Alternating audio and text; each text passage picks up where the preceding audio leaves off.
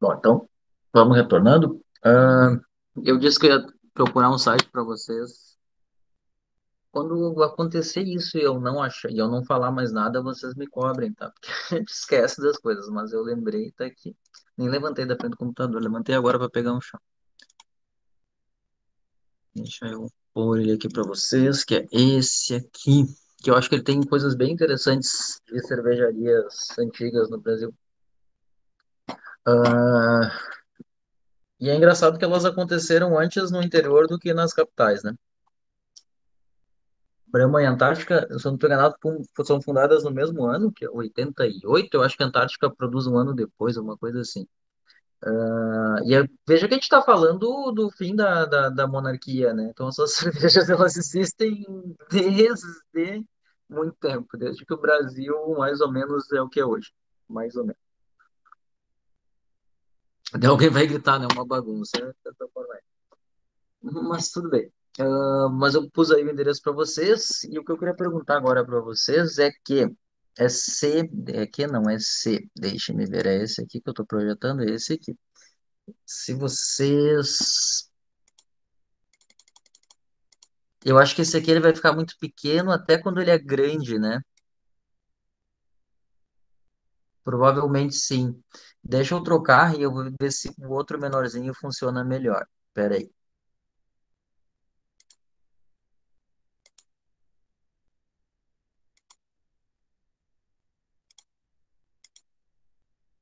Ele é mais simples, ele tem bem menos detalhes, mas também talvez a gente não fale tanto assim. Qualquer coisa eu troque e veja. Eu troco e vejo. Que aqui eu acho que vocês enxergam melhor, né?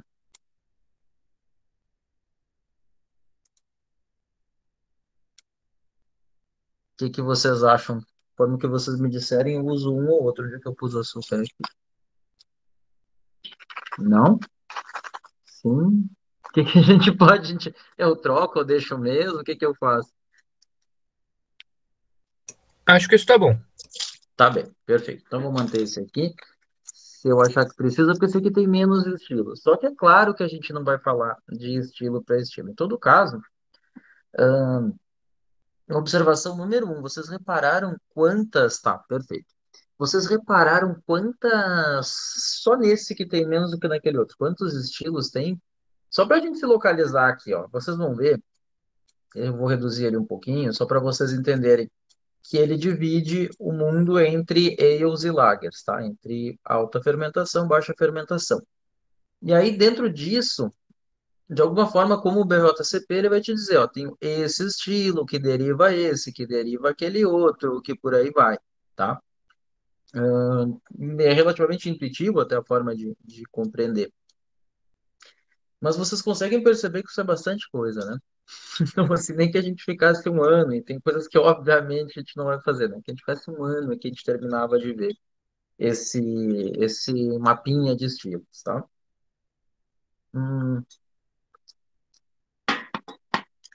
o que mais que eu queria dizer para vocês a respeito dos estilos? Ah, sim.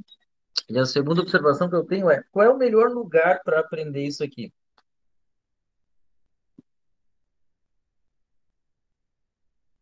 Alguém tem aí alguma suposição? Alguém tem alguma ideia?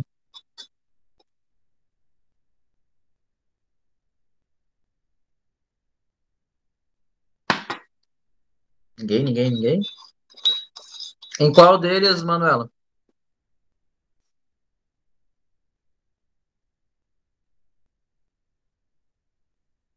Algum assim especial?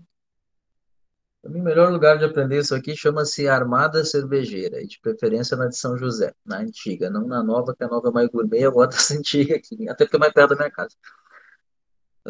E também naquelas que tem o cartãozinho que você pode servir menos que um copo, né? Pode abrir, deixar escorrer quanto quiser e provar. Porque de fato é isso, tá? Não faz, e é por isso que eu não faço um esforço enorme de a gente ficar aqui uma tarde inteira falando de estilos, blá, blá, blá, blá, blá, porque não vai fazer muito sentido te dizer assim, ó, engole que esse estilo é assim.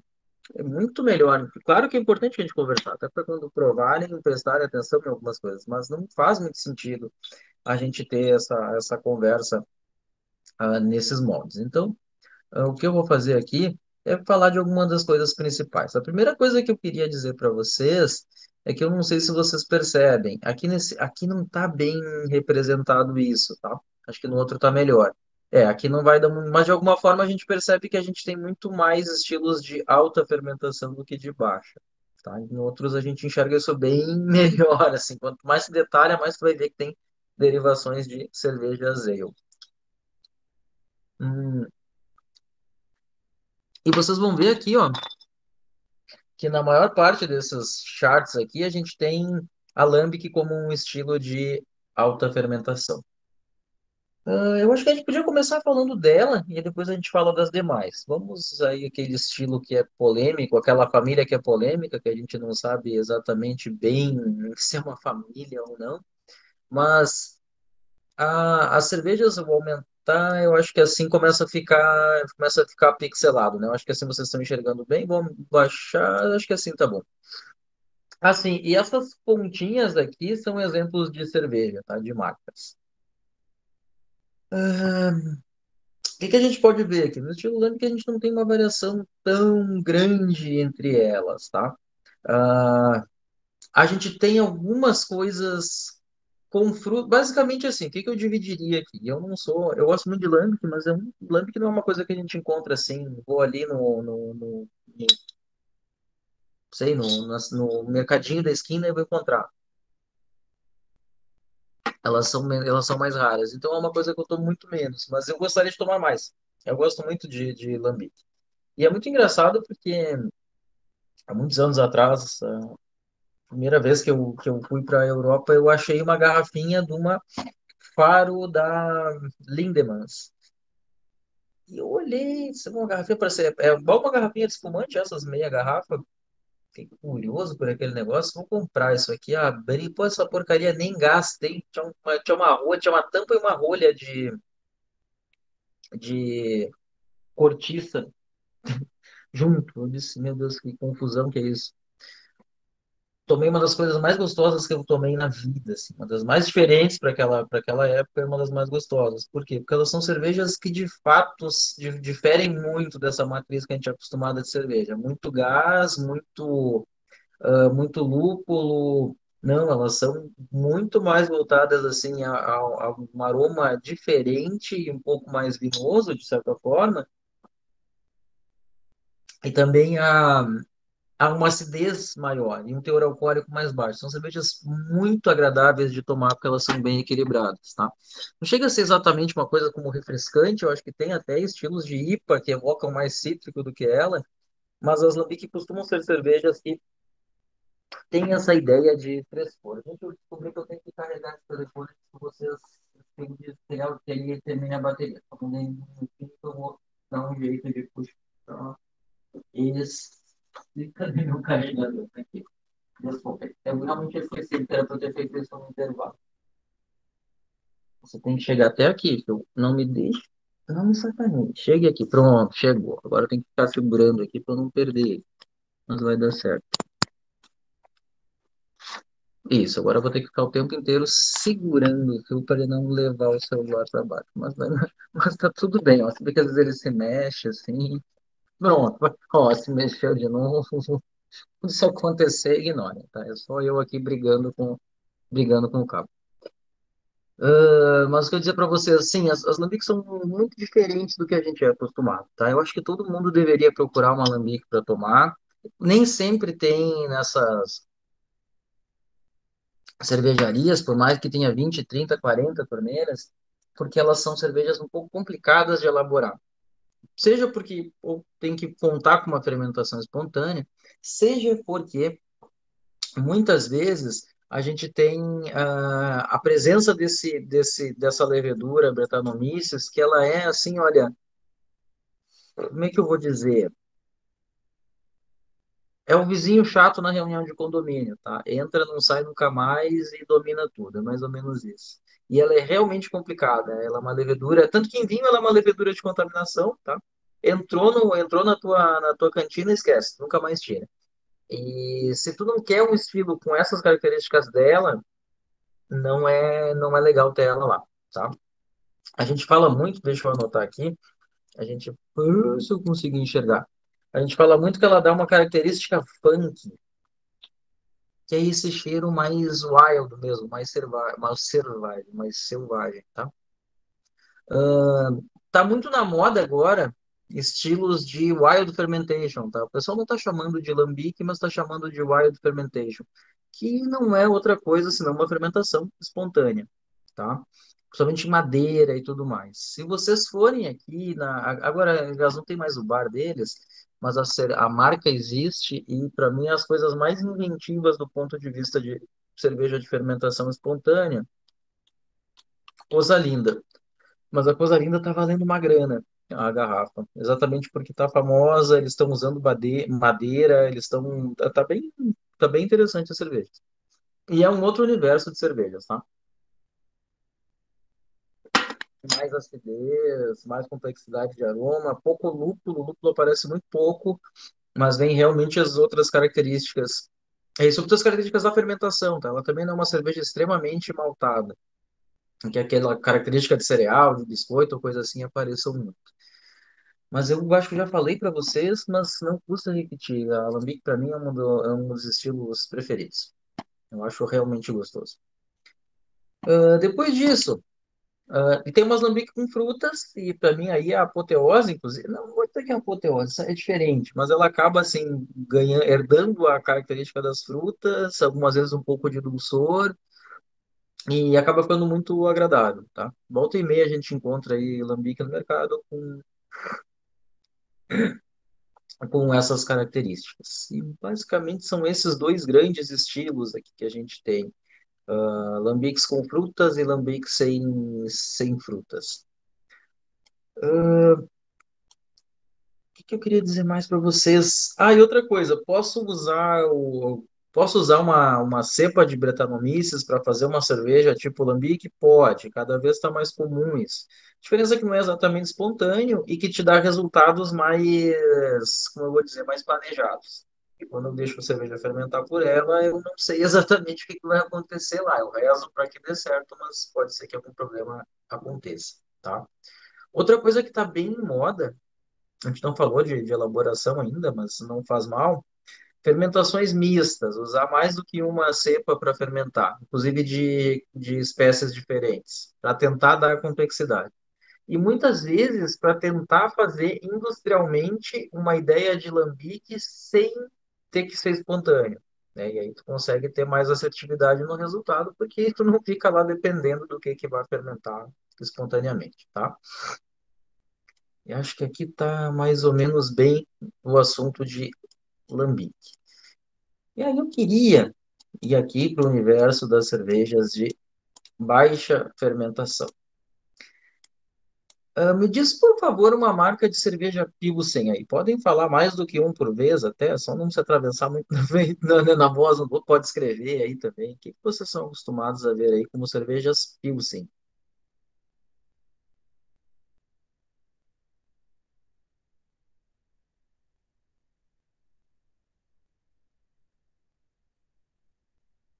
Momento, sessão espírita. Heineken é uma Pilsen. Que mais?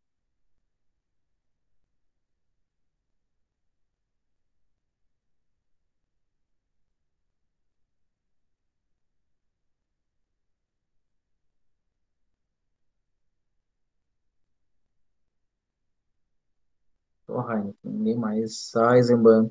Tá, Eisenbahn me agradou mais, já digo por quê. Não, tava certo, inclusive, eu acho. Por que que ninguém. Vocês estão tudo com vergonha de falar cerveja lá do.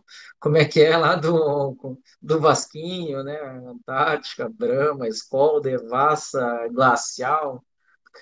Acho que tem um problema no Brasil, tá? Eu acho isso bem interessante de falar. A gente usou o termo Pilsen basicamente como um sinônimo de cerveja lager. E isso não foi bom, tá? Isso não foi bom. Tudo isso que a gente falou até agora, com exceção da Eisenbahn Pilsen, na verdade são cervejas que chamam-se American Lager. Então, a primeira coisa que a gente tem que descobrir aqui da nossa realidade é que a gente tem diversas cervejas. que não são efetivamente Pilsen, chamada de Pilsen. Pilsen ou Pilsner, tá? É a mesma coisa, que é um estilo tcheco, né? Não é um estilo alemão, não. Mas a cidade de Pilsner é como é que é? Ixi, agora eu não lembro bem. Eu acho que é Pilsner, eu acho que é assim mesmo. Tanto é o gentílico quanto a cidade em tcheco. Ela vem dessa cidade, por isso ela chama Pilsen, né? O Pilsner. E E não é uma cerveja puro malte, tá? E essas cervejas que a gente tem aí não são puro malte. Vale lembrar aqui, né, na aula passada a gente viu algumas coisas assim do aspecto mais legal, né, a distribuição e a quantidade de cervejarias em cada estado. A gente viu que a gente está bem representado aí, né, tá entre os primeiros aí, quatro, cinco primeiros produtores de cerveja, mas a gente viu também uma questão de classificações. E não se esqueçam que a cerveja, se disser só cerveja, ela pode ter 45% de outros ingredientes que não sejam cevada, né? E que antigamente não precisava dizer. Antigamente tu dizia que era adjuntos cervejeiros, que era cereais não maltados, carboidratos. Hoje tu tem que dizer que é milho, enfim, arroz, o que for. E essa cerveja, o estilo Pilsen, ela não leva adjuntos. Ela é uma cerveja 100% puro malte, por isso que chamar uma Brahma de Pilsen é um erro. Assim como chamar uma Brahma de chopp. Vocês lembram também disso? O que era o tal do chopp aqui na nossa legislação?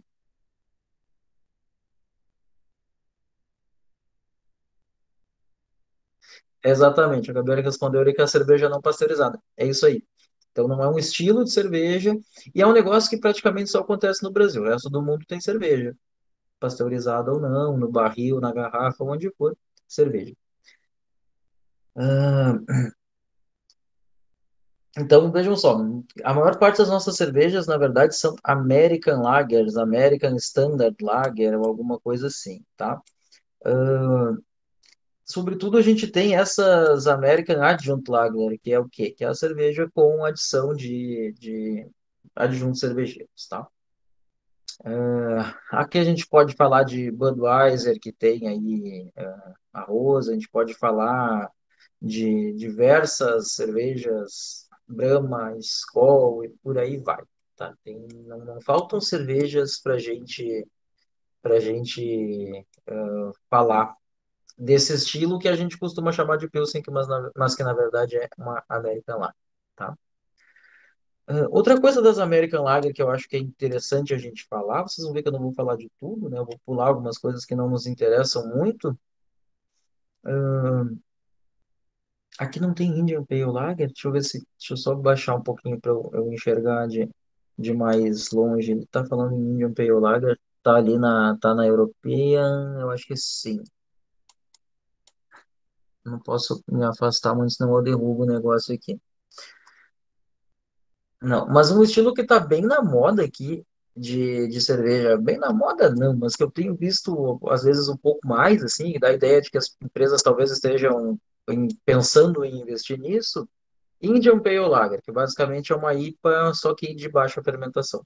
Então, tem menos aquela questão aromática mais intensa. A gente acabou não falando sobre isso, até que não falamos de fermentação ainda, mas se vocês provarem uma Weiss, uma Pale Ale ou uma IPA, elas são, claro, muito distintas entre si, mas elas têm algumas características que são um pouco comuns a elas, que são devidas à alta fermentação. Vocês vão ver que elas são mais aromáticas, elas têm mais intensidade e mais variedade de aromas. Volta e meia tem algum aroma que lembra um pouco de cravo, especiarias doces, sobretudo na de trigo, que é um aroma bem típico da de trigo, mas nas ales que não sejam a de trigo também. A gente acaba vendo um pouco desses aromas aí puxando para a especiaria. Perdão. E no caso do uma India Pale Lager, a gente não tem isso, né? A gente tira essa presença mais forte dos aromas típicos da alta fermentação. E faz uma cerveja bem lupulada, basicamente é isso. Ah, outra coisa que a gente tem bastante aqui, Amber Lager, eu tenho visto também aparecer um pouquinho mais. A percepção que eu tenho, tá? Isso é a percepção que eu tenho, é que as cervejarias artesanais ou menores acabaram tendo que ter respostas para as pessoas que não gostam de cervejas de alta fermentação, que não gostam de cervejas muito intensas, seja em lúpulo, seja em malte e tudo mais. E eu tenho visto alguns estilos mais diferenciados de lager, tá? Eu tenho visto bastante Amber Lager, que basicamente é uma cerveja lager com maltes mais tostados, tá?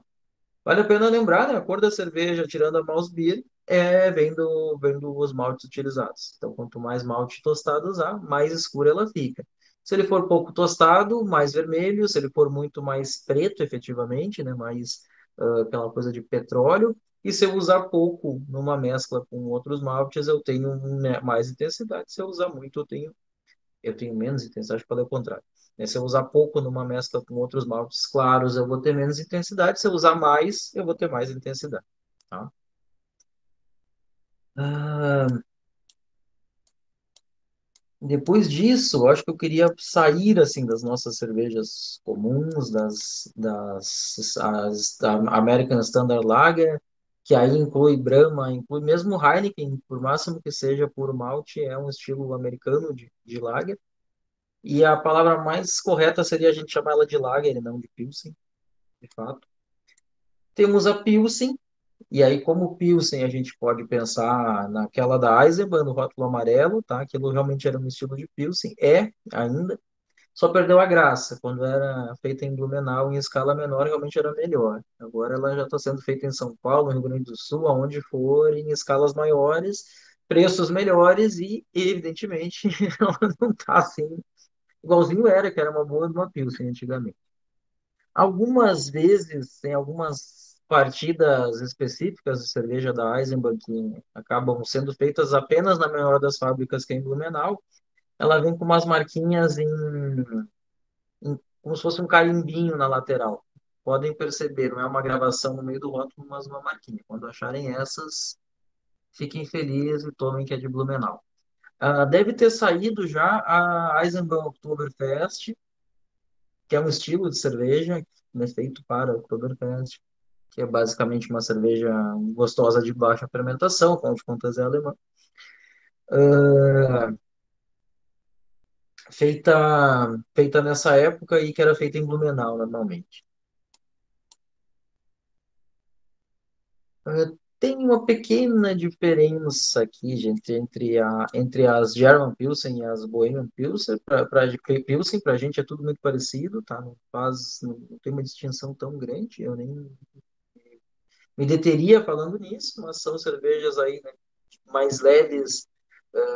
Embora seja puro malte, elas não são tão densas, não são tão pesadas, também não são tão lupuladas. Muitas vezes mais do que as nossas, mas não tão, né, as de fora mais do que as nossas, nos lugares originais de onde vieram, mas não são assim super lupuladas. Ele tá pondo Heineken. Olha, isso aqui foi adicionado, tá? E esses nomezinhos de cerveja não estão fechando muito, não. European Pale Lager como Heineken. Sério? Ok. Não, mas ele tem. Não, ele de alguma forma tem razão. Mas enfim. Ah, depois, assim, de como Lager, a gente tem um bom tanto de cervejas muito parecidas, seja de onde for, seja daqui, seja dos Estados Unidos, seja. A diferença é que nos Estados Unidos, normalmente, elas têm mais presença de adjuntos, como é o caso da nossa aqui. As europeias, normalmente, são mais puro malte e um pouquinho mais lupuladinhas, ao estilo antigo lá, mais amargor até do que propriamente aromas. Hum, Alguns estilos específicos que eu gostaria de falar das cervejas de baixa fermentação. Rauch Beer, eu acho que é. E essa marca que está indicando aqui, a que dá bem certinho, inclusive. Não sei se vocês já enxergaram. É uma garrafa que parece que tem um papiro no rótulo. É uma cerveja. Rauch Beer é defumada. Então, embora seja uma lager, ela é uma cerveja com uma boa complexidade. O bom tanto dela é devido ao malte defumado. A história que contam é que determinada vez pegou fogo no paiol do sujeito lá e ele resolveu usar, ficou um pouco incomodado e resolveu usar os maltes que, enfim, né, pegaram toda a fumaça e fez uma cerveja defumada. Mas as house beer, assim, dependem muito de quem faz. Às vezes ela tem mais, que eu vou te dizer assim, mais bacon, menos bacon. Mas essa especificamente, ela é baconzitos, assim, que chega a ser gostoso de provar, tá? O uso de malte defumado. Não é 100% porque ficaria insuportável, eu não sei qual é a proporção que eles usam, mas não é 100, ficaria pura fumaça. E house beer é um estilo que eu tenho visto não numa frequência imensa, mas que muitas vezes eu acabo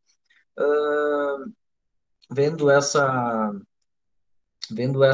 esse estilo aparecendo aí em bares de cerveja. Ou seja, sendo feito por cervejarias pequenas, cervejarias artesanais. Eu particularmente acho bem interessante, acho um estilo muito, muito gostoso. Não para tomar 5 copos, né? Porque fica tomando pura fumaça, ele tem uma hora que talvez seja um pouco cansativo, mas ele é um estilo que tem uma colocação em determinados momentos.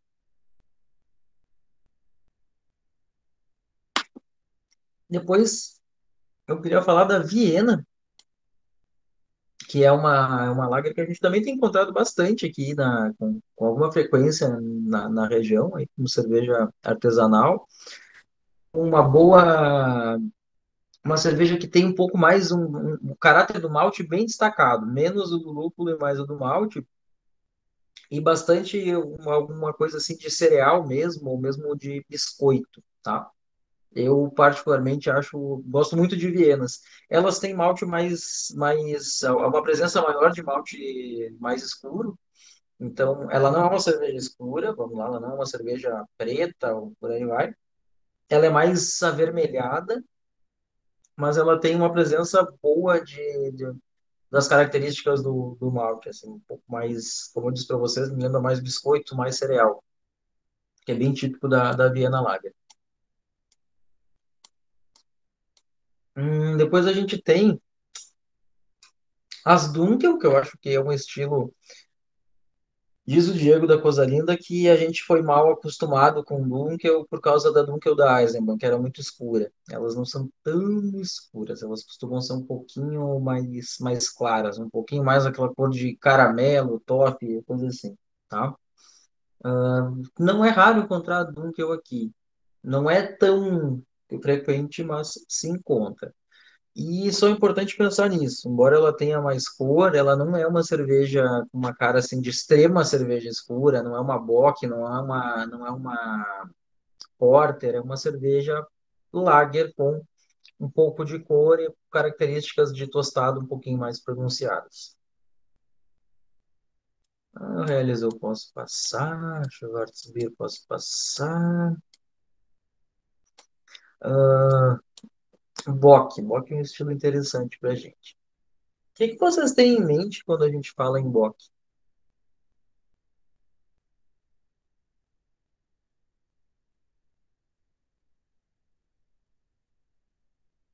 Que vem à cabeça de vocês? Que tipo de cerveja vocês esperam tomar quando vem uma bock? Quando alguém diz que vai servir para vocês uma bock? Então, duas coisas que as pessoas costumam dizer. A Gabriela, eu acho que é, né? Vou puxar as letrinhas daqui, falou em cerveja doce. Alguém mais tem alguma outra característica que lembre da bock?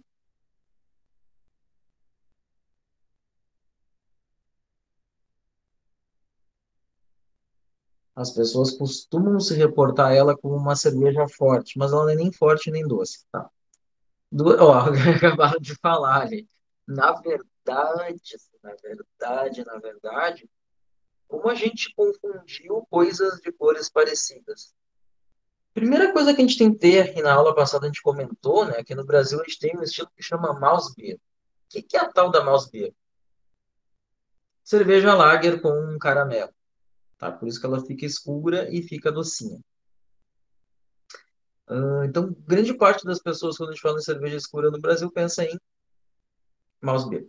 E aí acha que é doce. Não, não são. A maior parte das cervejas escuras não são doces. Segundo estilo que a gente sempre acha que é quando a gente fala de cerveja escura, e que na verdade nem é uma cerveja escura, ou tão escura quanto a gente imagina. Bock. Eu não sei, eu particularmente acho que foi a Kaiser que botou essa coisa na cabeça do brasileiro médio, que todo inverno, para quem não lembra aí, todo inverno saía por um bom tempo aí, eu acho que pelos 90 até um pedaço dos 2000, todo inverno a Kaiser lançava a Kaiser Bock. Tá? E era uma edição anual ali que acontecia só no inverno, acabou o inverno, acabou o que tinha na loja, acabou, nunca mais tinha Kaiser Bock. E com esse apelo, ó, a cerveja para tomar no inverno. Mas uma Bock, em essência, não é uma cerveja extremamente encorpada, forte e amarga. A Bock é uma lager com algum percentual de maltes tostados, que inclusive não se exprimem fortemente como café, como esse tipo de coisa que a gente era acostumado quando toma, por exemplo, uma Caracum, que é uma cerveja stout. Então, uma coisa que é interessante a gente pensar e ressignificar é a bock, tá? E quando puderem, provem aí uma bock artesanal em algum desses bares que a gente comentou, para tentar tirar essa ideia de que bock ou é doce ou é muito forte. Na verdade, ela não é muito forte nem muito doce. Agora, se vocês forem aqui para Doppelbock, sim, ela é um pouquinho mais doce, tá? Basicamente porque ela tem, como o nome diz, Doppel, né? Ela tem mais extrato de malte e ela fica mais alcoólica. Não é exatamente que ela tem açúcar, tá? Mas que quanto mais álcool aparece numa cerveja, mais a gente tem a impressão de doçura. Isso aí, quando a gente pega essas triple, é assim, elas não são doces, mas elas têm a ideia de doçura, dada pela graduação alcoólica alta, acima de 7 ali, chega a ser docinha mesmo. Acontece quando a gente tem aí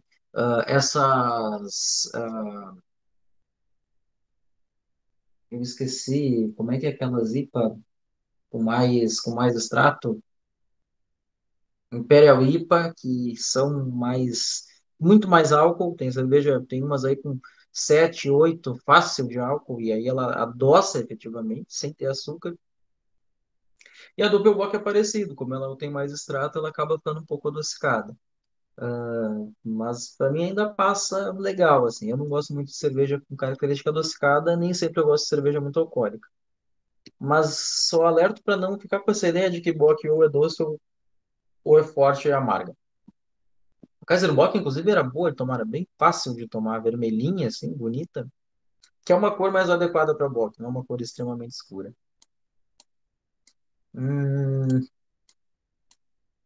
Que eu já não vou falar, algumas vezes aparece aqui pra gente, mas não faz muito sentido. E agora, praticamente, eu chego na última parte aqui sobre as cervejas de baixa fermentação. Eu não consigo levar mais para lá, peraí. Sobre as cervejas de baixa fermentação, que são cervejas ale. Sobre as cervejas de baixa fermentação, gente, desculpem. Sobre as cervejas. Estava seguindo uma lógica ali de para cervejas germânicas, vocês viram que eu fiz confusão. Vamos lá. E agora, praticamente, a gente encerra a questão das lagers, e a gente vai ver que não tem uma variedade enorme de estilos, e começa a falar daquilo mais próximo da gente, que são cervejas ale de estilo alemão, tá? A mais claramente comum para a gente, não é por nada que a gente falou nela antes, a Weiss, tá? A Weiss é uma cerveja com trigo e de alta fermentação. E praticamente vocês vão ver que as cervejas as lager alemãs, elas são cervejas de trigo, tá? A gente tem, enfim, a Weiss, que é, digamos, uma unidade básica, essa cerveja que a gente é acostumado a tomar aí, como turva, com aquela espuma densa, e ela é um pouco até mesmo cansativa, porque ela chega a ser alimentar, assim, né?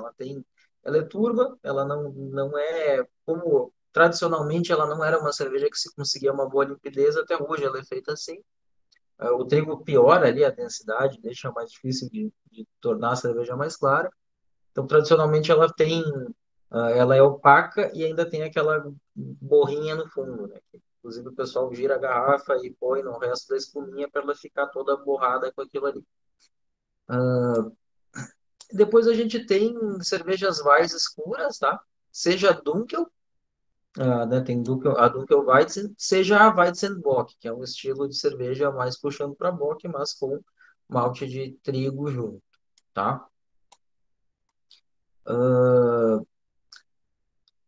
Essa que a gente é acostumado a tomar, basicamente é o que eles chamam de Hefeweizen, que Hefe é como se fosse borra sólido e Weizen trigo.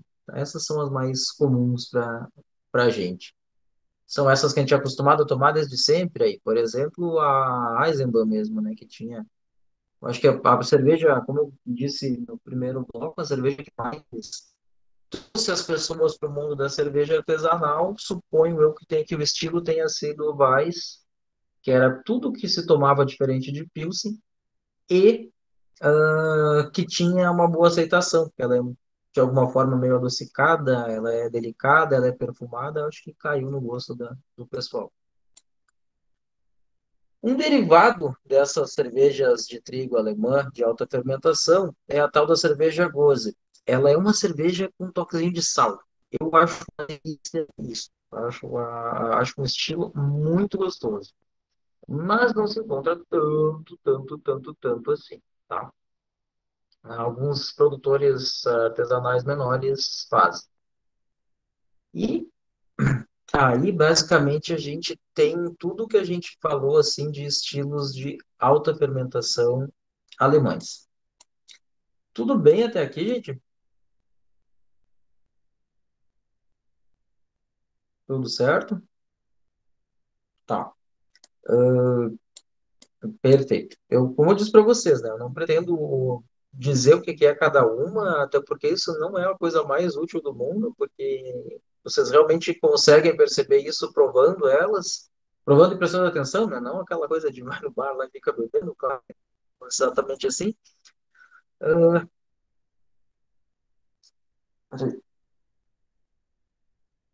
para de fazer barulhos estranhos, não vai me dar choque, tá bem perto de mim aqui, não vai ser legal isso acontecer.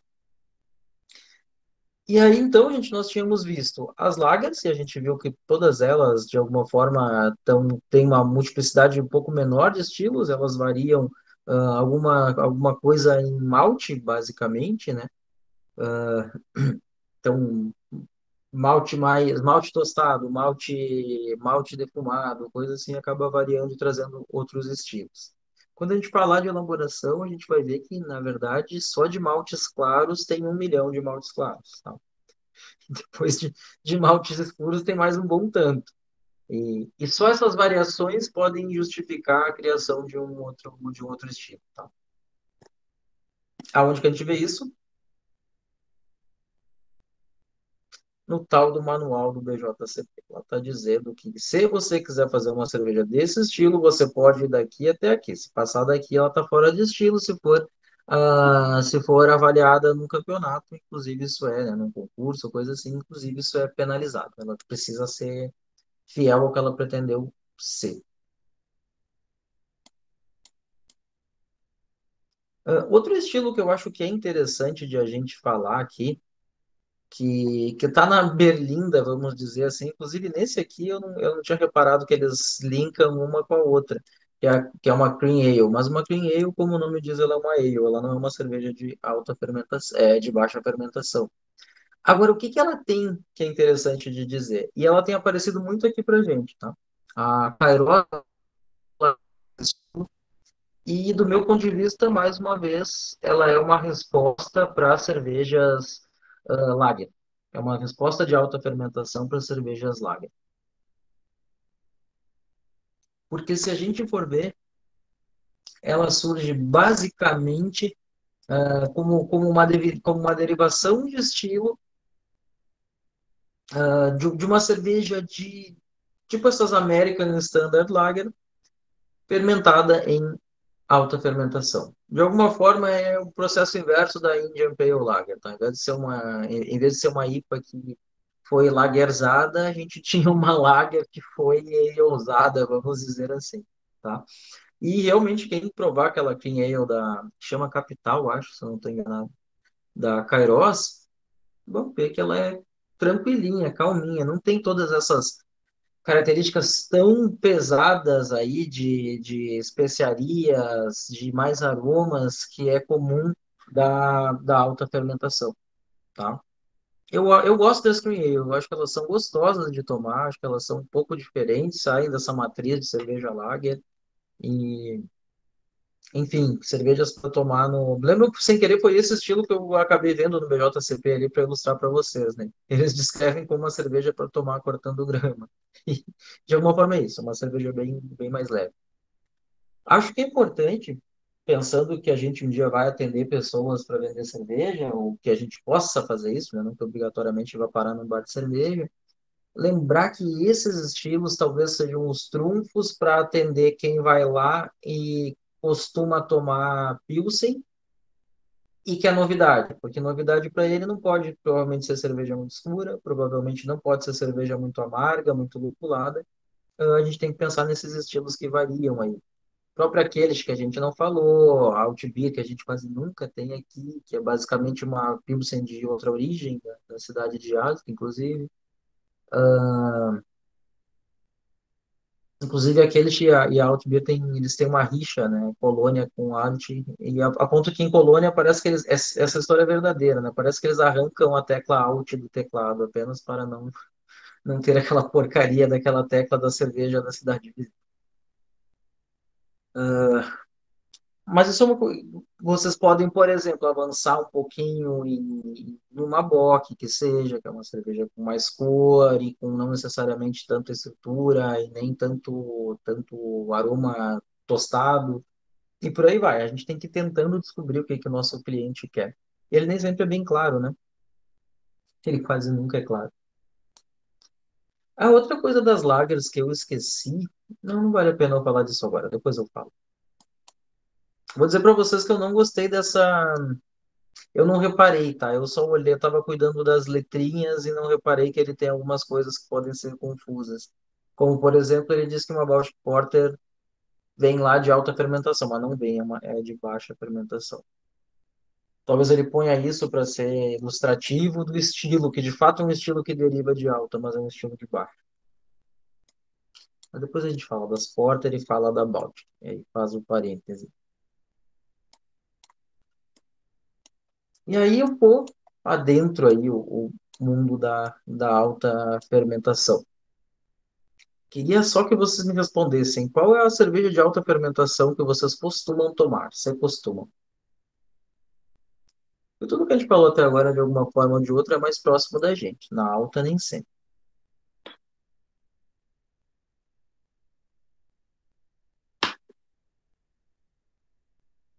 Ninguém toma cerveja de alta fermentação, tudo bem. Weiss, né, Weizen, as cervejas de trigo, são cervejas de alta fermentação. As que estão aqui no nosso alcance, pode falar. Não, eu ia dizer, em geral, são artesanais, Sim, que têm acesso, assim, né? Mas eu lembro que a Eisenbach acho que tem uma Pale Ale também. Pale Ale do rótulo verdinho, que foi tá, o mais avançado que a gente teve por um bom tempo, tá? Eu, quando fosse falar aqui digamos que na unidade básica de cerveja ale, que é a Pale Ale, a primeira coisa que a gente tem é essa aí. O primeiro estilo que mais se democratizou, assim, como cerveja clara de alta fermentação para a gente foi, de fato, a Pale Ale, e do meu ponto de vista, por trabalho da Eisenbahn, que era aquela Pale Ale do rótulo verdinho. Uhum. Mas, historicamente, na verdade, a primeira cerveja que a gente tinha aí como alta fermentação, de tempos anteriores a talvez todos nós aqui, Caracu. E mais ainda, a Malzbier de antigamente, pelos históricos, era uma cerveja stout, tá? Não era essa cerveja que é como a gente tem hoje, que é uma cerveja de baixa fermentação adicionada de caramelo, era uma stout. Como essa informação mais ou menos se perdeu no tempo, se a gente lembrar, assim, a primeira que certamente era uma cerveja de alta fermentação, Caracu, cerveja stout, tá? Então a gente nem cerveja. Vamos lá, o que que eu fiz que caiu? Não sei. Aí está. A gambiarra é sempre uma droga, mas tudo bem. Vamos lá. Ah, eu estava dizendo para você assim que a maior parte das cervejas de alta fermentação que a gente era acostumado antigamente eram cervejas escuras. Hum, Vamos dizer assim que a unidade básica, estamos saindo aqui, né, da família, né, adentrando na família de alta fermentação. A unidade básica é algo como uma cerveja Pale Ale, tá? Que é algo como a ale pálida, em outras palavras. Aquela. Quem essa cerveja ainda existe, eu acho que é até interessante que vocês provem como referência para estilo. A Eisenbahn do rótulo verdinho, que é uma Eisenbahn Pale Ale, eu acho que é um bom exemplo do que é. Vocês vão ver que ela tem alguma coisa de especiaria aí, lembrando que é uma cerveja cerveja de cravo, ia dizer, uma cerveja de trigo, tá? Que é muito, onde é muito típico esses aromas de cravo e banana, mas ela não tem, por exemplo, tanta banana como tem na cerveja de trigo. Mas ela tem um tipo de aroma diferente, que vai lembrar vocês aí especiarias, que vai ser menos aquele aroma maltadinho, mais fraquinho, como a gente é acostumado nas lagers comuns que a gente toma por aí.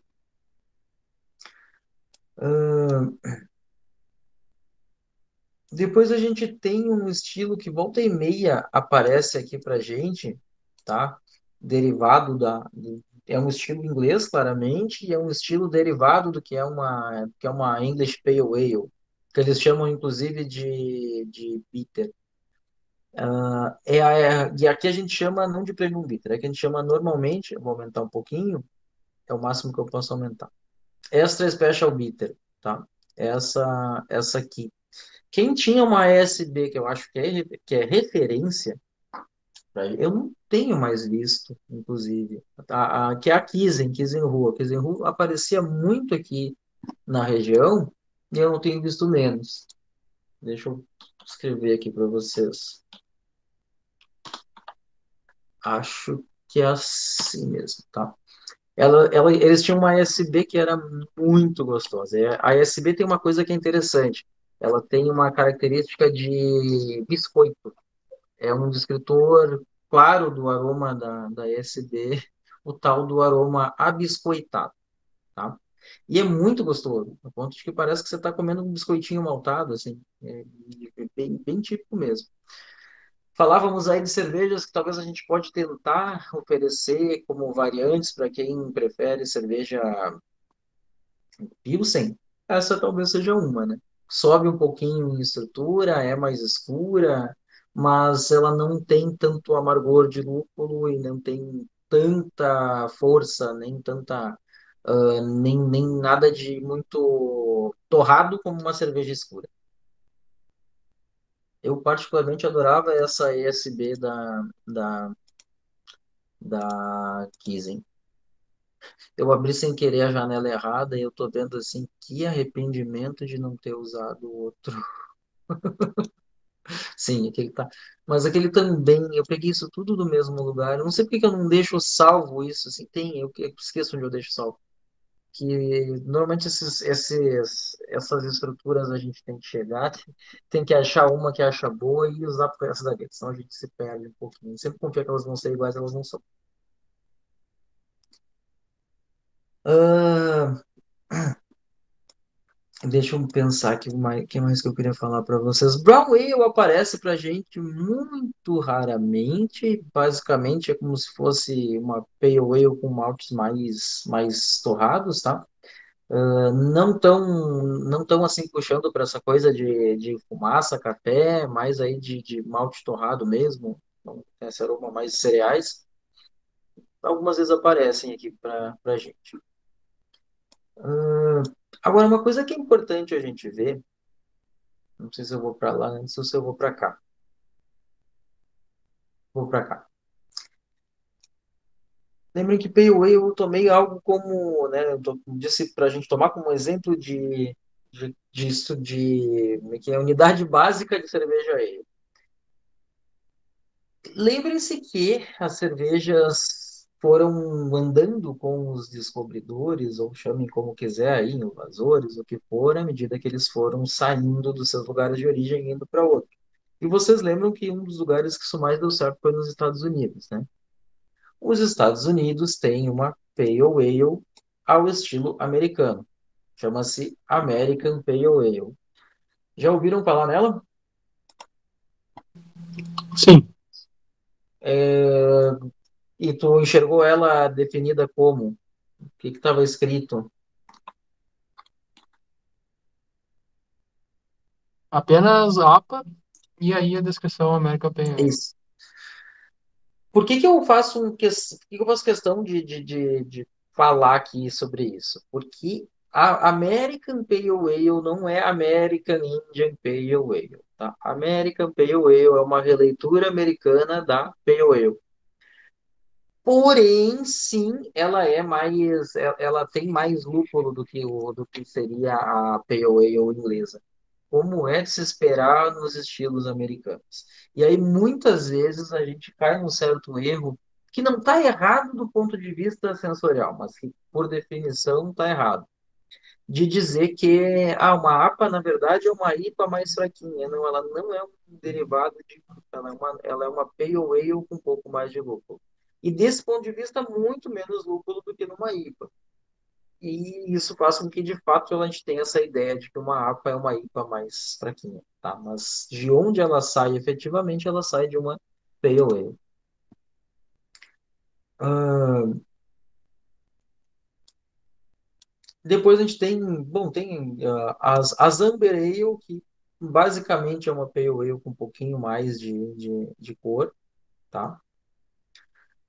E aqui tem uma coisa que é interessante. American Wet Ale. Quem sabe alguma coisa de inglês aí, eu acho que sabe me dizer o que que é wet, né? É, tem a ver com trigo, né? Trigo.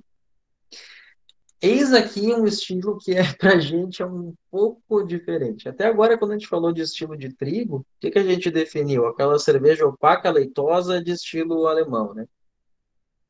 Os Estados Unidos também tem uma versão sua para uma cerveja que leva trigo e que não é uma Weiss, tá? Que é a tal da American Wet Ale, tá? Que costuma aparecer só como American Wet. O que que ela tem de diferente? Menos trigo, é mais clarinha e tem menos essa presença de especiarias e de banana que tem numa cerveja de trigo estilo alemão, tá? Weizen. Isso torna ela mais palatável, porque às vezes aquela cerveja de trigo estilo alemão é meio cansativa. Tipo, toma ali, parece que tá comendo um pão ali, aquela coisa assim, meio que vai empapuçando, coisa assim, tá? A American West ela é interessante porque ela é mais clarinha, ela tem um pouco de esbranquiçado, mas ela é menos turva, ela é mais clarinha e menos essa característica de extremo especiarias doces e banana, sobretudo, que é uma coisa muito típica da cerveja Weiss, né? Muita banana. Ah, aí a gente retorna um pouquinho aqui, eu tinha falado da Amber, falei da American Wet, Blonde Ale, tá? Blonde Ale tem uma certa, como é que eu vou te dizer, uma certa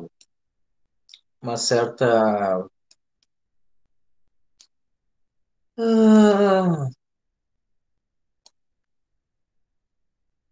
polêmica sobre se ela ser um estilo, ela ser um estilo americano ou na verdade belga. É bem comum que ela seja uma cerveja considerada como uma cerveja belga. Eu particularmente entendo que ela é um estilo de cerveja belga.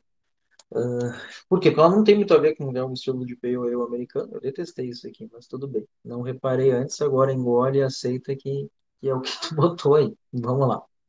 Ela é na verdade, é uma cerveja de estilo belga e bastante mais suave. Ela tem um certo dulçor, ela tem a presença do malte e das características de fermentação mais destacadas do que lúpulo, tá? E isso é importante a gente perceber, porque muitas vezes a gente imagina que uma cerveja artesanal, o que se diferencia das outras é basicamente que tem um monte de lúpulo. Por quê? Porque tudo que a gente toma que não é Pilsen, que não é e não é Weiss, é basicamente IPA. E não é. Tem uma variação grande de cervejas de alta fermentação que não são tão lupuladas. Tá? E a Blonde Ale é um caso desses. Eu acho uma cerveja bem gostosa de tomar, bem saborosa e que não tem nem muito amargor pronunciado, e que o aroma é muito mais fermentativo do que propriamente de lúpulo. E também não tem o aroma de malte é muito pronunciado. Ela se destaca mais pelos aromas próprios da fermentação. Deixa eu ver para onde é que eu quero ir agora. Strong Golden poderia ser? Pode ser. Posso seguir aqui para as Strong Pale Ale. Aí veja uma coisa, ainda em alta fermentação, é só o que a gente vai falar de agora até o fim, né, da aula. A gente tem as Strong Ale, Strong Pale Ale, Strong Golden Ale, tem diversos estilos que variam disso. O que será que ela tem que ela se chama Strong Pale Ale, Strong Ale, Strong Golden Ale?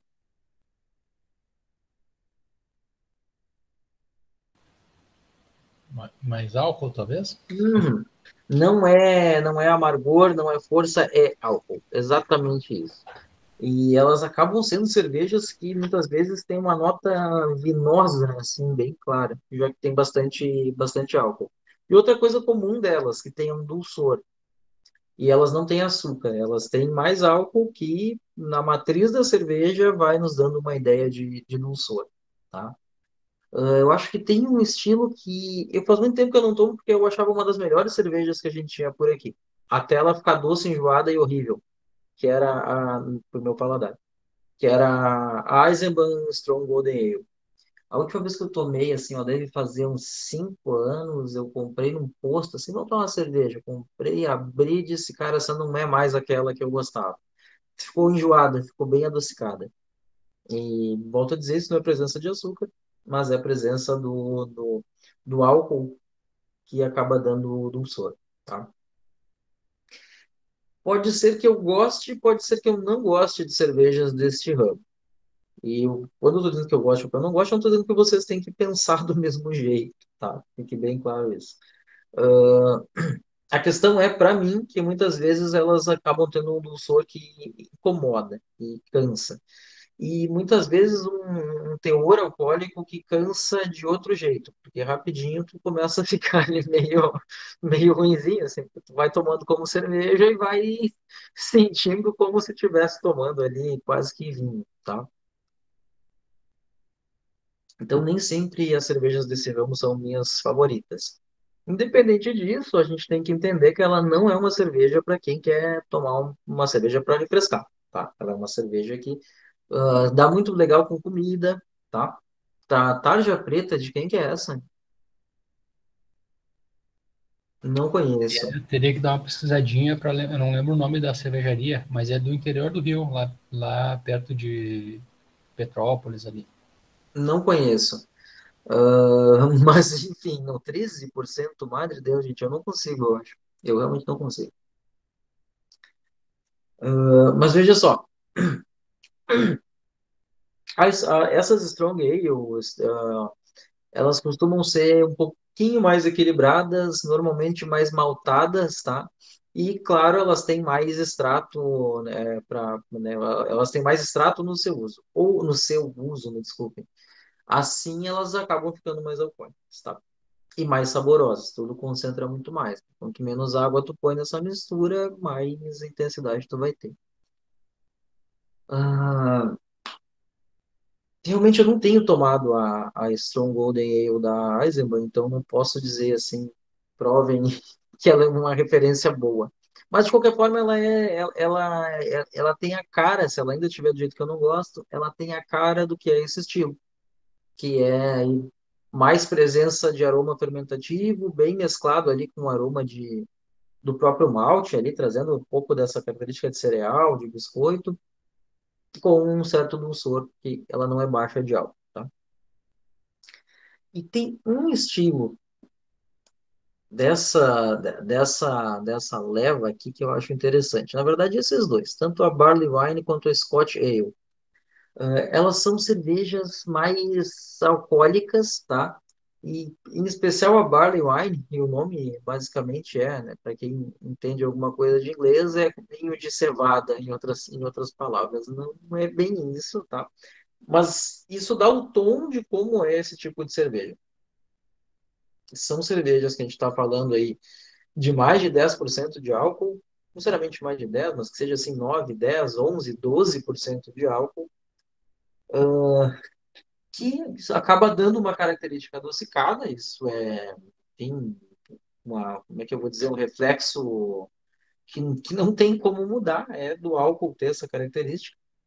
Só para vocês terem ideia, e até para a gente tirar assim para não ficar com uma, para poder entender isso, embora o sabor doce seja um sabor aí dado por substâncias que tenham essa característica de edulcorante, quando a gente pega água e álcool, por exemplo, só eles dois, quando a gente vai fazer, por exemplo, treinamento de degustação, é doce. É doce. 4%, 5% de álcool em água parece que é doce, parece água com açúcar. Imagina 12. Até que ele comece a arder, tá? E se a tua base for mais neutra, vai dar de doçura, tá? Diferente de um vinho, que tem muitas outras coisas, e que por isso 12, 13, 14% não necessariamente dão uma ideia de doçura, numa água e numa cerveja, eu não estou dizendo que cerveja é água, pelo amor de Deus, naquela matriz isso aí destaca muito mais a característica de doce, tá? De dulçor. Então, embora não tenham açúcar, elas têm, ou não necessariamente tenham açúcar, e as doce, elas têm essa característica muito clara de dulçor, tá? São cervejas que vão te trazer a impressão de dulçor. Ah, que mais que tem na Barley Wine que é interessante? Uma complexidade boa. E uma cerveja que a gente pode, não é tão comum, mas que ela pode ser base para tu usar aí, avançar no uso de outros ingredientes, me desculpem. Fazer um estilo derivado e pôr baunilha, sei lá eu o quê, cacau e por aí vai. Nesse último concurso que eu falei para vocês, a gente acabou julgando ali. Tinha umas mesas que estavam mais devagar. Disse, quer julgar mais duas? Julga. Cara, e um baita presente foi uma Barley Wine com. Barley Wine ou Scotch Ale? Eu já não lembro mais. Acho que foi uma Barley. Uma Barley Wine com maturação em carvalho. Putz, e eu não gosto de cerveja muito alcoólica, eu não gosto de cerveja que tenha uma certa orientação para o dulçor, eu achei maravilhosa, porque elas são cervejas bem complexas, elas são cervejas menos amargas, elas são cervejas com uma boa, com um bom volume de boca e um aroma que foge um pouco do nosso basicão de cerveja. Tipo aquele cheiro de cerveja derramada no chão na festa, sabe? Elas são coisas muito distintas. Eu acho um estilo interessante. Eu acho um estilo cansativo, assim. Eu não abriria uma garrafa inteira, assim, de 600 ml para eu tomar. Mas certamente tomo um, dois copos e tomo feliz, assim, prestando atenção, pensando na cerveja, que é uma cerveja que parece que vai evoluindo enquanto vai sendo bebida, tá? Não é para sair tomando a latinha na rua, para deixar bem claro. Não é para sair ali, né? Foi para churrascada, vamos tomar uma cervejinha? Não, é uma cerveja bastante complexa e até um pouco cansativa em alguns casos. Tudo bem até aqui, gente?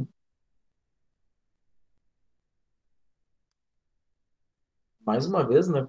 Queria lembrar para a vocês que eu não pretendo que vocês saiam decorando essas coisas e saibam tudo. Acho que isso aí é uma coisa que a gente sai, que a gente consegue de fato, e não é uma desculpa barata para beber, mas é uma coisa que a gente consegue ir provando, tá? Não tem muito. Não faz muito sentido. O que eu faço aqui é um esforço para localizar vocês em alguns estilos, dizer que isso talvez pareça mais com isso, dizer que uma APA não tem nada a ver com uma IPA, até tem a ver sensorialmente, mas não é uma IPA mais fraca, que uma American IPA é uma American IPA, que uma American e uma APA, né, uma American Pale Ale e não uma American IPA, e por aí vai. Tá, deixa eu pensar. Para que lado que eu vou? Para que lado que eu vou? Para que lado que eu vou? Não tá faltando muita coisa, não. Já estamos quase. Talvez eu tenha que trocar um pouco de mapinha. Ah, bom, vamos fadadamente para as India Pale Ale. Que era uma tal das Indian Pale Ale. Eu comentei com vocês, né? Eram as Pale Ale, na verdade, ela começa lá na sua origem como uma Pale Ale. Deixa eu só ver uma coisa aqui, gente, rapidamente, que eu não estou enxergando ele falar. Ah, gente, isso aqui tá terrível. Ah, não, tá aqui, foi eu que não enxerguei. Tá. Sim, tava aqui, tão aqui as stouts. Tá salvo o rebanho. Eu disse, meu Deus, gente, não é possível. Como é que ele não põe stout porter como alta fermentação? Desculpa. É que eu realmente me assustei aqui. Eu disse, como assim, gente? Voltando ao que eu dizia. Então tínhamos lá os ingleses com a sua Pale Ale. O inglês tem três cervejas bem típicas, tá? Pale Ale, Stout e Porter. Das outras duas a gente fala depois. Da Pale Ale a gente falou, né? Que é aquela cerveja menos, não é tão amarga exatamente, mas não é uma cerveja de baixa fermentação, é uma cerveja de alta fermentação, com aqueles aromas típicos que são mais complexos, que trazem um pouquinho de especiarias e tudo mais. Os ingleses, como eu contei para vocês, quando foram para as Índias, queriam tomar cerveja. E chegavam, mandavam um barril de cerveja, chegava lá, imagina que maravilha que estava. Solução para fazer isso, toca ali conservante. O que que era o conservante? Na época não era nada químico, era o lúpulo. O que que acabava acontecendo? Efeito colateral é ter bastante característica de lúpulo. Por isso que as Indian Pale Ale, elas são, na sua origem, cervejas bem amargas e marcadas sensorialmente, ou enfim, falhou a palavra, me ajuda aqui, por favor, de como é que é? Do nariz. Olfativa. Obrigado, exatamente. Olfativamente, com a presença de lúpulo. Só que é importante dizer que nos estilos originais de IPA, tá? Nos estilos ingleses de IPA, ou no estilo inglês de IPA, a grande coisa deles não era fazer IPA extremamente aromática, tá? Quando a gente falar, faço um parêntese aqui, quando a gente falar na próxima aula sobre elaboração, a gente vai ver que tem cervejas que são mais. O que que eu ia falar? Desculpem, me perdi completamente. Eu pensei, eu estava pensando no cronograma da aula que vem e eu me perdi no meu próprio comentário. Desculpem. Eu estava falando para você sobre as Indian Pale Ale, sobre. Ah, sim, lembrei. A gente vai ver que quando a gente fala, e tem muita gente, e eu sou um dos que critica usar a palavra lupulada para característica de cerveja, embora eu use com alguma frequência, porque o lúpulo ele tem duas grandes propriedades para a cerveja. Ele originalmente nada mais era do que um conservante, mas do ponto de vista sensorial, ele tem tanto amargor quanto aroma. E alguns lúpulos, igualzinho como era ali algumas leveduras, né, que tinham cepas que eram mais isso ou mais aquilo, alguns lúpulos têm mais amargor e outros lúpulos têm mais aroma. E a gente usa eles de modo diferente. Usa para dar amargor os que têm mais amargor e usa para dar aroma, como parece ser muito óbvio, os que têm mais aroma, tá?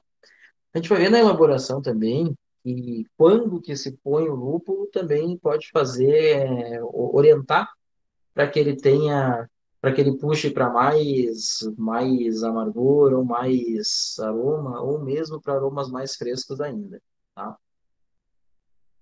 A palavra-chave para lembrar na aula que vem, vou escrever aqui, dry hopping,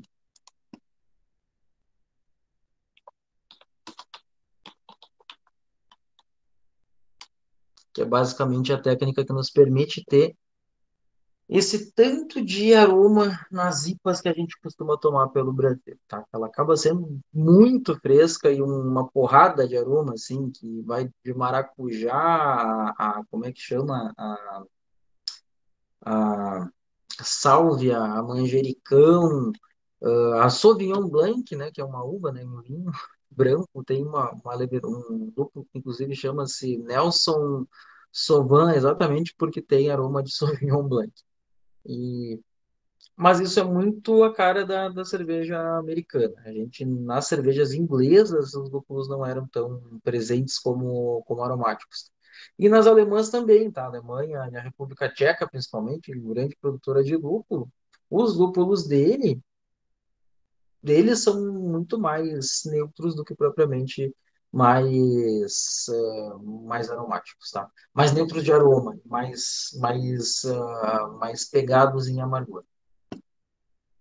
Vou fazer um parêntese aqui, porque eu não vi, que não tinha visto que a Kathleen fez uma pergunta ou uma colocação.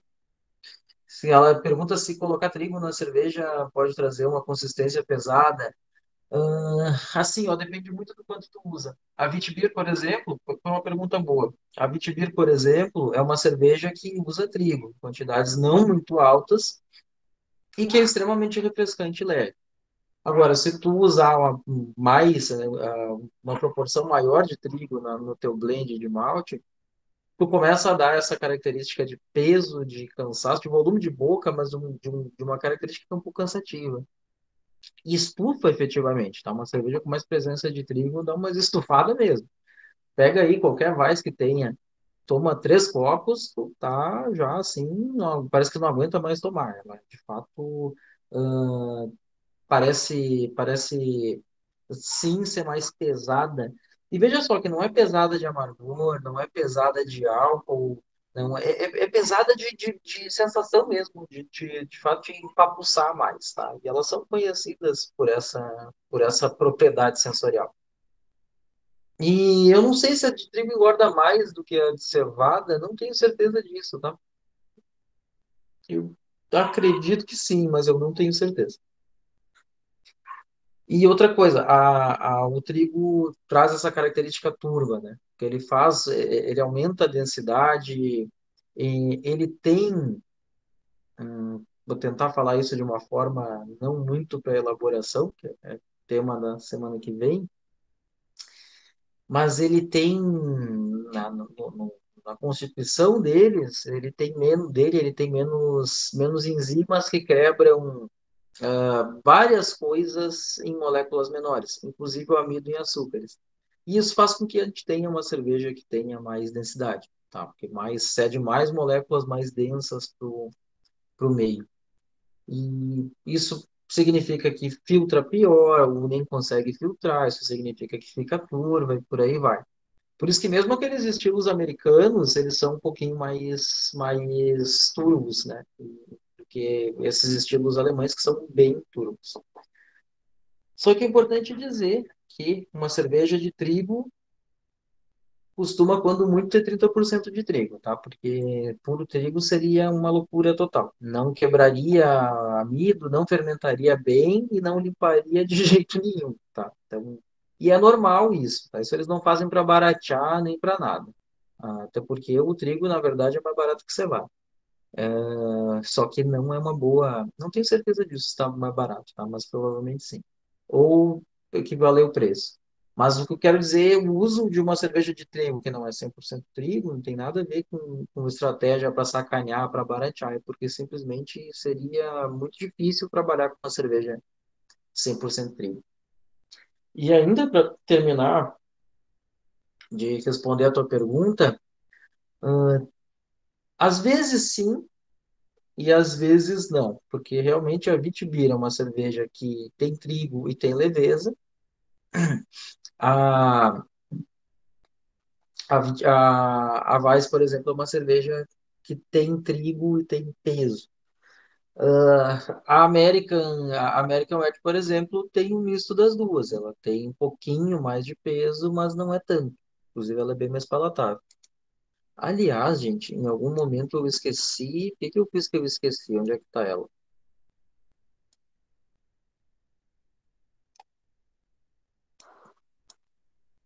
Aqui. Já que a gente fez um parêntese para falar de trigo, vou reparar uma coisa que eu esqueci de falar aqui, tá? Que é um estilo que é bem importante para a gente. Aí depois eu volto a falar da IPA, tá? Berliner Weiss. O que é a tal da Berliner Weiss? E eu lembrei dela, felizmente tu fez essa pergunta, porque ela é uma cerveja com trigo e mais leve, bem mais ácida. E aí acabei respondendo que eu queria que vocês me dissessem. O que é a tal da Berliner Weiss? É uma cerveja com base de trigo e ácida. E aí essa ideia de peso balança um pouquinho com essa presença de acidez. Inclusive, ela é muito mais notória pela sua acidez, que não é baixa, uma acidez assim bem presente, do que pela característica de ter peso que o trigo aporta, tá?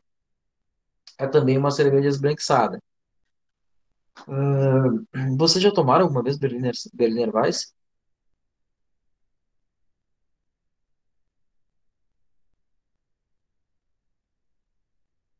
Não?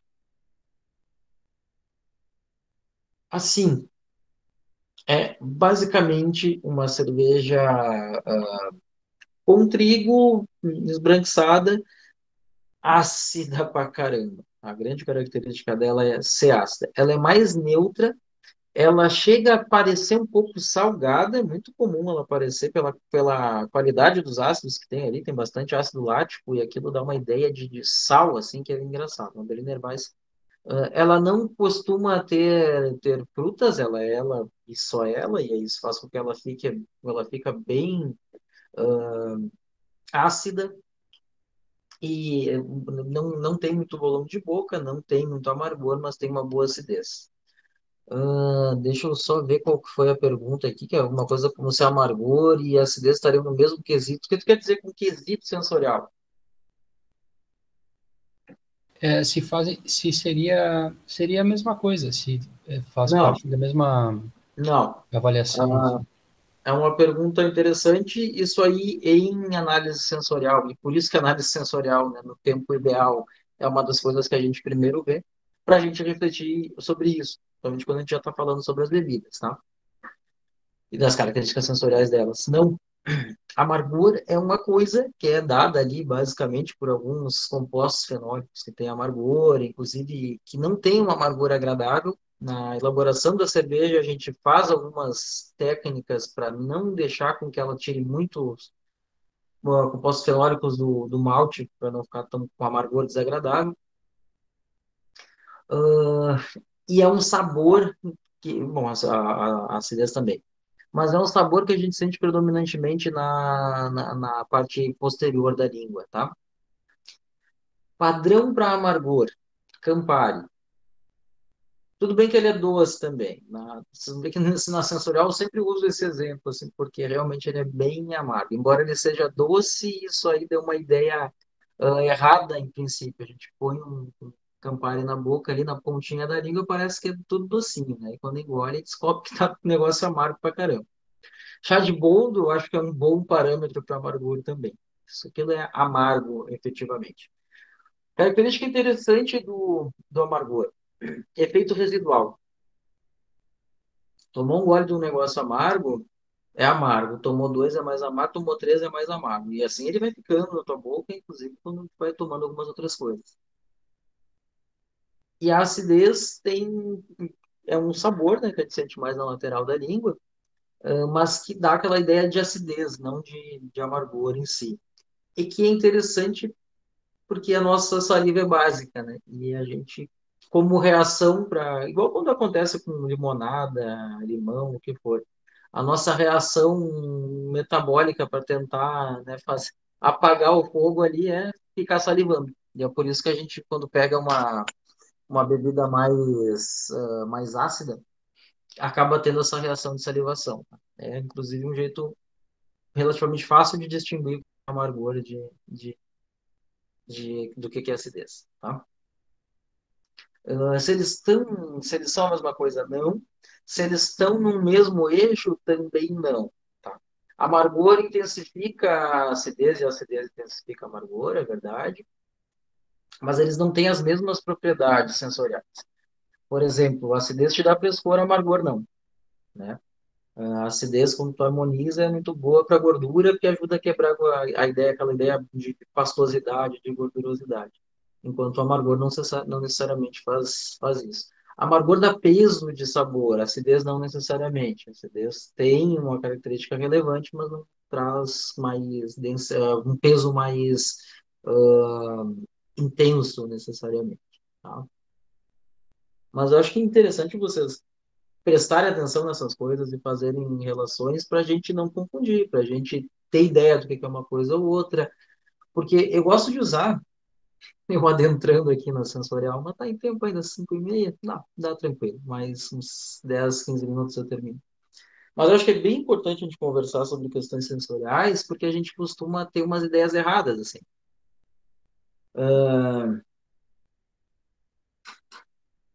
Que característica tem café? Que sabor característico tem café? Ah, tu acha mais ácido? Na verdade, o nosso café é pouco ácido normalmente. Esse café barato ele é sobretudo amargo. Mas aí você pega um café bom, ele é pouquíssimo amargo, ele é mais ácido. Por quê? Porque a gente tem um hábito de tomar o café barato. E outra, como é que a gente chama ele quando a gente vai tomar só o líquido lá? Vou tomar um café.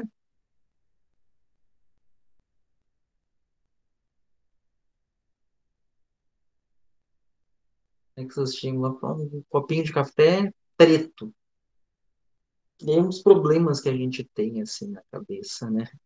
Porque a gente cria uma ideia de que café necessariamente é amargo e é preto, né? Na verdade, ele é muito menos, um bom café é muito menos amargo do que esse que a gente toma e muito menos preto. Você pega um bom café e ele é marronzinho, castanho, e a gente fica maluco, você deve estar uma água, deve estar horrível. Não, mas ele é muito mais aromático e inclusive tem mais acidez. Eu não sei, Eduardo, se eu não, na verdade não, na verdade ele é amargo porque é amargo, né? Quanto mais tu torra ele, mais tu vai liberando algumas substâncias que têm característica de amargo.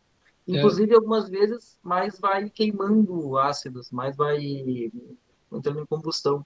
sim, E eu, perdão, desculpa. pode falar. Não, é só para complementar, é que eu queria só dizer em relação a uma bebida mais alcalina, o café seria uma bebida ácida, né? Ah, sim. E só nesse sentido, mas no sensorial, sim, é amargo. Sim, sim. Quase tudo que a gente bebe na vida é ácido, tá?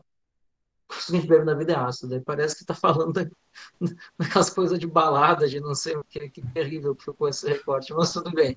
Mas quase todas as bebidas, vamos lá, que a gente bebe são ácidas, tá? Pouca coisa é básica. E mas ele tem uma boa. E ainda assim, o café que a gente toma, ele tem menos acidez do que o café bom, que costuma ter um pouquinho mais de acidez e menos amargor. Dito isso, eu falo sobre uma outra característica interessante. Daí vocês vão entender porque que eu liguei uma coisa a outra. O que a gente chama, o que que a gente, um suco que está sem açúcar está o quê?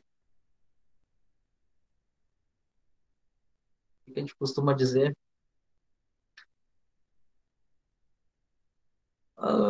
Vejo menos as pessoas falar, pode ser que é um outro problema, é um outro problema de terminologia aqui, já vou chegar lá. Mas normalmente as pessoas, amargo.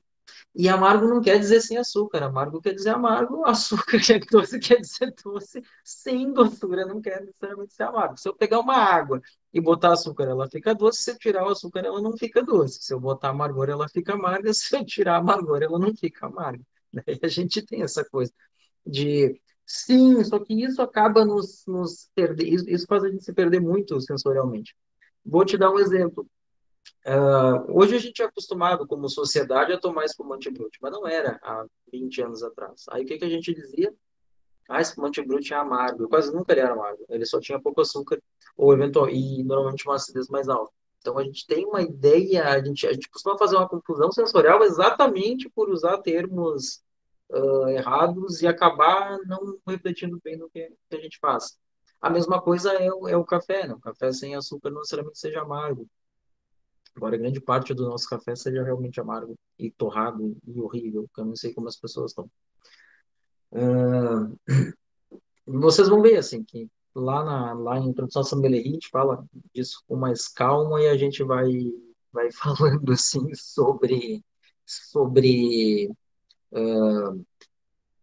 enfim, como a gente confunde essas coisas, como a gente acha, e outra coisa, a gente acha que qualquer coisa agressiva é amarga. ou é ácida, e ainda usa como azedo a palavra, né? E azedo é leite estragado, né? Ácido. E em inglês, por exemplo, essa palavra elas se equivalem, né? Pra gente não, né? Pra gente ácido é uma coisa e azedo é outra. Eu não quero me esticar muito em café, Etienne, mas em termos de, né, o semestre que vem tem uma disciplina para isso, mas depende muito na verdade, mais da, da espécie do café e do tratamento, né? Grande parte desse nosso café, por melhorzinho que seja esse café que a gente compra para passar, nada mais é do que café de não sei qual, quantas classificações para baixo, bem torrado, que rende bastante e perde muitas características boas, mas perde várias horríveis. Né, o balanço que tu faz ali é mais ou menos isso. Eu particularmente adoro café. Quem falou, a Kathleen também, eu adoro café. Tomei chá agora porque eu já tomei café. Na verdade, eu gosto de café. Mas para a gente encerrar aqui, para eu não alugar vocês, eu acho que em mais 10 minutos a gente faz isso. A gente fez todo esse parêntese aqui, vai levar mais que 10, mas tudo bem. Para falar da Berliner Weiss. Por quê? Porque esse estilo ele é muito importante na nossa realidade. Porque tem muitas Berliner Weiss no mercado? Não. Nem nas cervejarias aí para tomar em torneira. Mas porque ela é a mãe do principal estilo brasileiro. Talvez primeiro estilo brasileiro de cerveja. Que chama-se Catarina Sour. Catarina Sour tem alguma crítica, inclusive, sobre, na verdade, ela ser uma Berliner Weiss, com poucas diferenças, tem alguns... Os gaúchos, sobretudo, ficam implicando, só porque os catarinenses foram na frente, né? Mas, enfim, ela, de alguma forma, ela é muito parecida com o que é uma Berliner Weiss. E essa presença de acidez que ela tem, na realidade, e eu não quero entrar muito em elaboração, porque a gente vai ver isso na aula que vem, embora eu acho que vai ser mais sucinto, porque a gente acabou falando várias coisas aqui hoje, até para não carregar vocês com tanta informação técnica, mas ela tem uma fermentação mista, não de duas leveduras. Ela tem bactéria, tá? Bactéria acética, por isso que cria essa acidez bastante alta, e depois ela faz uma fermentação alcoólica, tá? Aqui nas Catarinas Sour o pessoal usava até Yakult no começo, porque aquilo ali tem bactérias láticas e vivas, né? Tanto que faz bem por isso, porque elas vão, se agarram no intestino e fazem seu trabalho a nosso favor. Eles usavam Yakult para produzir essa fermentação lática prévia e depois fazer a fermentação alcoólica. Isso faz com que gere uma acidez alta, dá frescor, dá até mesmo um pouquinho daquilo que a gente chama assim de crocância, tá? E dá aromas típicos, que é a parte que eu não gosto muito. Às vezes tem cheirinho de iogurte. Isso me irrita essa cerveja com cheiro de iogurte. Principalmente quando ela tem fruta, e as Catarina Sour têm fruta, né? Elas não são cervejas neutras, elas são cervejas ácidas e com uma adição de frutas. Às vezes parece que eu tô tomando iogurte de morango, de pera, por aí vai. Tá? Tô dizendo que sempre, mas muitas vezes eu me incomodo com Catarina Sour por ter essa cara de iogurte. Ah, e aí eu termino o parêntese que eu realmente acabei esquecendo de falar na Berliner Weiss.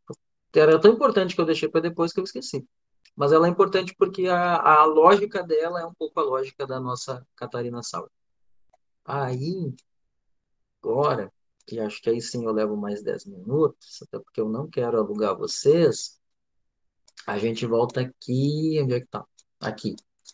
Para o ponto de onde a gente saiu. A gente falou que, na verdade, tinha uma cerveja, já tínhamos conversado sobre isso, né? Que uma pale ale que ia para as Índias voltava terrível. Voltava não, né? Ela não ia para voltar, ela ia para ser tomada lá, estava horrível.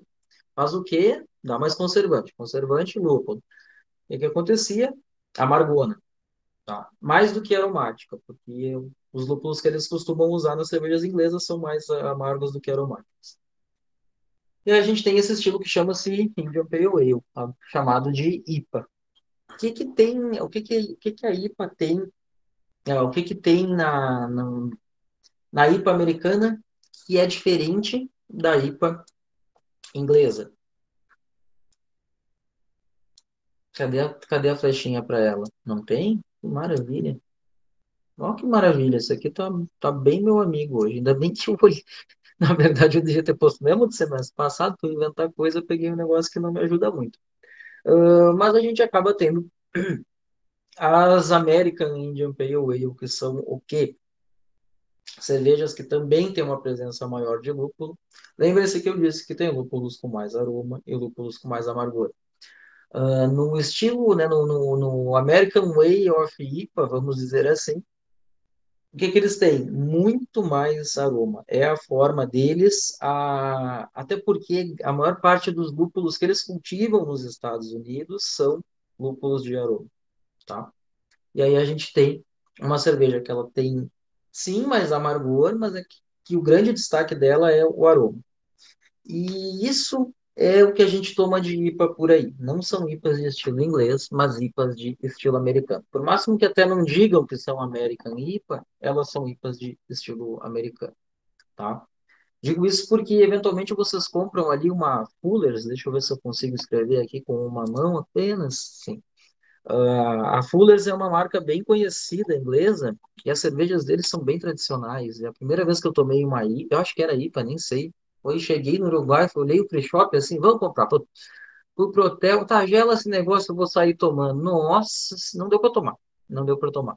Porque eu não era acostumado com isso, né? E da lembrança que eu tenho daquela época, pensando no que eu conheço hoje, eu acho que era uma pale, uma IPA, porque era amarga, era estranha, era e diferente do que é a nossa IPA aqui. Eu não acho ruim esse estilo, não. Eu só não era acostumado, enfim, né?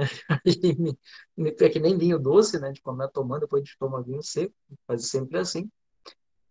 Mas com isso, o que eu quero dizer para vocês é que são estilos bem distintos. Como eu comentei com vocês, a Eden Beer ali no Campeche que eles têm uma IPA em estilo mais inglês, tá? Menos focada em aroma e um pouco mais em amargor. Ou não necessariamente mais amarga, mas menos aromática. E aí vale lembrar, né? Nossa IPA hoje, na verdade, é muito mais americana do que a IPA normal, que é a IPA inglesa. E temos também Double IPA. O que que é a tal da Double IPA? Mais uma vez, igualzinho era Doppelbock lá, né? Mais extrato, então tu tem mais tudo, não, provavelmente mais amargor também, mas tu tem mais álcool, mais volume, mais. Às vezes elas têm uma pontinha adocicada que me irrita um pouco, tá? E aí eu preciso dizer, né, mais uma vez que é eu que não gosto muito de cerveja com dulçor. Mas as Double IPAs são, enfim, IPAs mais alcoólicas. E aí tanto faz estilo antigo ou estilo americano. Tem várias outras coisinhas de IPA que eles não botaram aqui, tá? NEIPA, vou escrever aqui para vocês. NEIPA, New England IPA. E seria a IPA de New England, conhecida também como Hazy IPA ou Juicy IPA. E Juicy IPA já deu a letra do que é, tá? É a IPA, a IPA suquinha. É a IPA que importa que ela tem menos intensidade, ela tem menos tudo, inclusive menos amargor, mas mais aroma, tá? Uma IPA não é um estilo extremamente amargo, mas é um estilo muito fresco e muito lupulado. E é um estilo que oxida fácil. Pegou uma IPA escurinha, assim, vou botar fora que alguma bobagem fizer. Eu acho que é um estilo que combina muito com a gente aqui, tá? Bem menos amargor, bem mais aroma, pouco menos de peso, então uma cerveja leve, aromática. Eu particularmente gosto muito de neipas, mas às vezes elas vêm meio balhadinha, porque não é um estilo fácil de fazer, se dá numa rapidez tremenda. Nesse último concurso tinha várias neipa na mesa que eu peguei e estavam muito boas, a gente se impressionou assim. É um estilo difícil de fazer em casa. E outra coisa que a gente tem, eu adoro quando me dá uns brancos assim, neipa e West Coast IPA, lembrei. tá? Volta e meia vocês encontram o West Coast IPA. A IPA da costa oeste, com bastante lúpulos aromáticos também, tá? Esse é o significado dela. Eu acho que West Coast pra gente vem menos, a gente costuma ver mais Neipa ou mesmo Juicy IPA. Eu acho que mais Neipa como Juicy do que Juicy IPA, né? A diferença é de nome. E West Coast IPA eu vi algumas vezes, mas não é uma coisa que eu vejo tão frequentemente. Todas elas são estilo americano, ou seja, muito mais voltada para aroma do que para amargor. E aí é essa profusão que a gente tem hoje, sim. O aroma do lúpulo é sempre igual? Não, cada lúpulo tem um, mas varia ali entre cítrico, algumas vezes, aí frutas tropicais, maracujá, mamão, melão, sálvia, manjericão e por aí vai. São aromas típicos. Eu, quando sinto o lúpulo mesmo, como ele vem ali, peletizado, que parece uma comidinha de coelho, para mim ele tem um cheiro de manjericão que é incrível e um amargor inesquecível. Eu sempre digo, comam um pouquinho para vocês nunca esquecerem de onde veio o amargor da cerveja, que é uma experiência memorável. Dá uma amortecidinha na língua e fica ali uns 5 dias com aquele gostinho de manjericão amarguinho na boca. Gosto de manjericão é um certo erro, né? Aroma de manjericão. Mas como a gente sente no nasal, como vocês vão ver nas aulas de sensorial, por isso que a gente acaba identificando como gosto, o que na verdade é cheiro ou sabor, né? A junção dos dois. E eu disse que era 10, eu acho que eu acertei os 10 minutos mais, né? Acho que sim. E embora esse mapinha aí não esteja tão bom quanto o que eu usei semestre passado nos outros, na material no Siga tem uns que eu acho que estão melhores, e também eu não vou muito mais adiante do que isso, porque seria um saco eu ficar aqui falando, falando, falando. Na verdade, o que a gente faz aqui é só situar um pouquinho alguns estilos que a gente tem aqui, não são todos, para a gente ter uma ideia do que tem cada um, e que para que vocês, se não acostumam, não são acostumados a tomar cervejas diferentes, tomem, e se são, prestem atenção. E para quem não é, a melhor aula que tem é essa, é ir lá e provar e tentar comparando. Ah, hoje eu vou tomar só IPA, pede uma, duas, três diferentes. Para uma IPA com uma Pale Ale, uma IPA com uma APA, uma Ale, e aí vai percebendo, ó. Claro que isso varia, né? De marca para marca, mas ó, isso aqui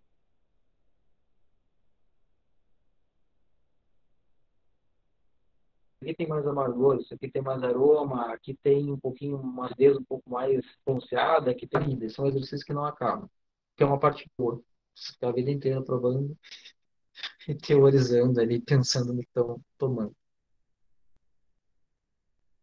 Ah, perguntas, questões. Você já pode tomar um copo de cerveja? Pode, já está acabando, já pode, já pode parar. Quer dizer, eu não sei o que vocês vão fazer depois, né? Eu acho que eu tenho acho que eu tenho uma aula. Não é que eu não saiba das aulas que eu tenho que dar, mas é uma aula que a gente divide.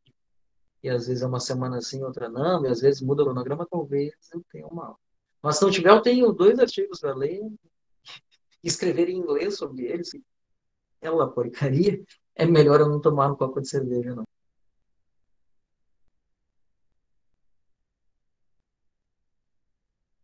É isso mesmo, pessoal? Querem estar tão satisfeitos, tranquilos?